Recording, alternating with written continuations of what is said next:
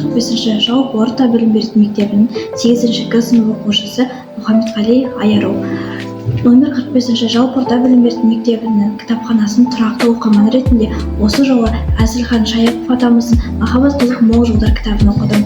Бұл кітаптың негізгі ойы соғыстан зардап шеккен халық пен соғыстан кейінгі халықтың тұрмыс тіршілігін баяндады. Жүрегінен орын алған бұл кітап пәк махаббат пен ерекше оқиғаны ұштастыратын символ.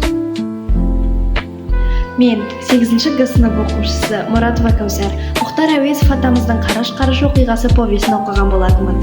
«Қараш-қараш оқиғасы» повесінде 19-шы ғасырдың қиын кезеңі мен адамдардың басынан өткен әлсіз тағдырларын баяндалады.